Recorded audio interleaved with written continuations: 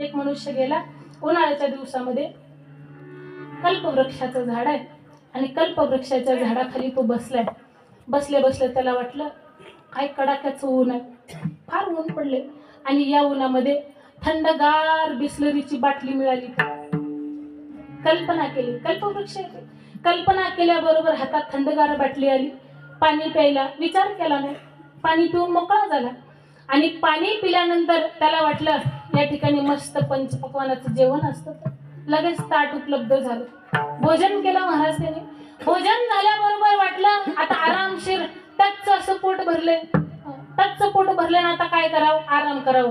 आराम करण्याकरता एखादी चारपाई भेटली तर, बाज मिळाली तर, तेवढ्यात बाजही आली. बाज आली, बाजेवरती झोपला, विचार केला नाही. झोप झाली, झोप झाल्यानंतर पुन्हा अर्धी झोप झाल्यावर याला जाग आली. याला वाटलं मी पाणी मागितलं, पाणी पटकन आलं. भोजन मागितलं, भोजन पटकन आलं. बाज मागितली, बाजही आली. अर्धी झोप झाली, पण हे आला असेल कुठून हे कधी विचार आला? अर्ध झाल्यावर विचार आला आणि मग उठून बसला आणि मग मनात विचार आला या ठिकाणी भूत भीत तर नसेल.